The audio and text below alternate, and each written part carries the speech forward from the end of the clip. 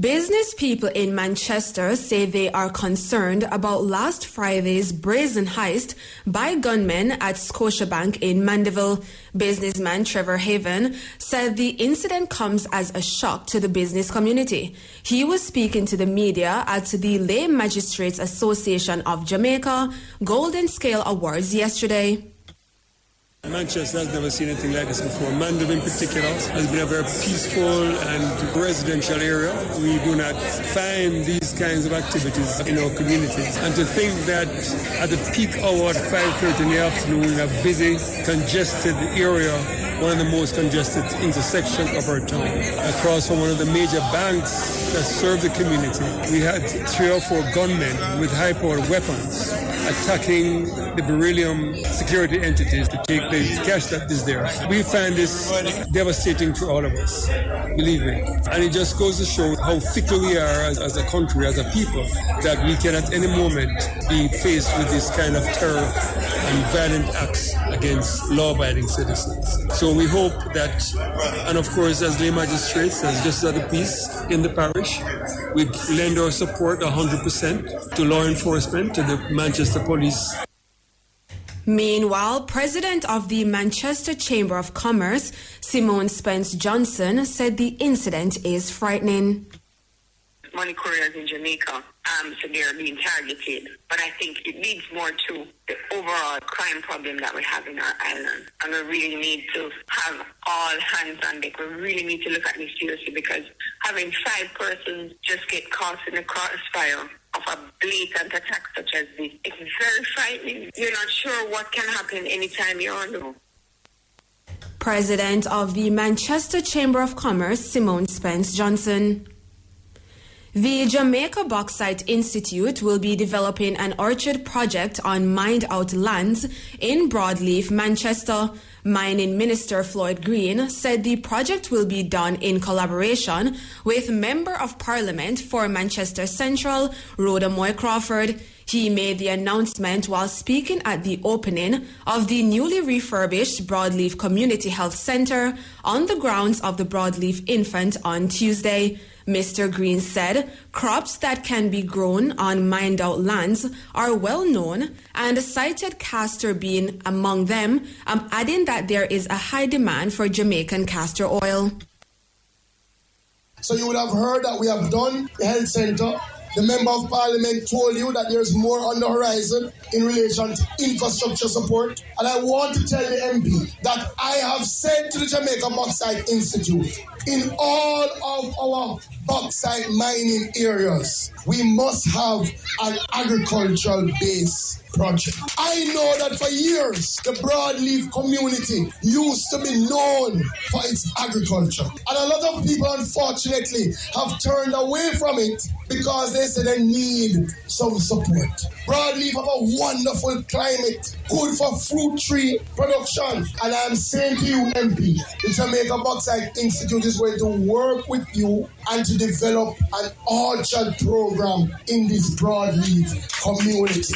We know the crops that can be grown on former mining lands. Already in some communities, we have a wonderful castor bean program. And if you know how in demand castor oil is, you recognize that we have tremendous opportunity. Mining Minister Floyd Green. The Caribbean Examinations Council, CXC, says the time has come for it to transform and create greater regional impact. CXC Registrar and Chief Executive Officer Dr. Wayne Wesley made the statement during the preliminary exam results release ceremony on Thursday. He said this has to be done to create multiple pathways for students. He said CXC is rethinking its qualification framework as well as its assessment and validation framework. We are cognizant of the need to change and to transform. So we are also playing our part to transform for greater regional impact. That transformation will see us repositioning ourselves by reimagining our philosophy to create multiple pathways for students to demonstrate their competence. We are rethinking our qualification framework, where a competency skills-based approach first is being contemplated, recognizing competence as we go. We are rethinking our assessment framework and validation framework, where we will begin to provide for progressive, flexible assessment. According to Dr. Wesley, CXC is working with various governments to utilize its hybrid innovation system. We will be working, and accordingly, we have changed our product model to a classical innovation, hybrid innovation, and proxy innovation. You know our classical innovation. Our classical innovation is our product that you currently enjoy, our CSEC and our CAPE. But we recognize that within the context of national member states responding to their own national imperatives, that there will be need to address those imperatives, but at the same time remain relevant within the region and globally. For that to happen, our hybrid approach, innovation, will begin to work collaboratively with ministries of education across the region, where curriculum designed by CXC will be utilized alongside national programs that are developed. CXC Registrar and Chief Executive Officer Dr. Wayne Wesley. Transport Minister Darl Vaz has welcomed the arrival of the floating dry dock. The 20,000-ton capacity dock is now at the Kingston Harbour. It will be operated by German ship Repair Jamaica Limited and used in the repair and maintenance of ships. Mr. Vaz hailed the venture as an entry into a new industry for the country, one which will also provide many employment opportunities. That is a project that the Jamaica Producers Group have been working with a German company for years, from when I was involved in the Ministry of Economic Growth and Job Creation. And basically what it will be doing is repairing, using Jamaica as a venue or a location for the repair of ships from all over the world. So it has significant impact in terms of employment and earnings for the country. Transport Minister Darl Vaz.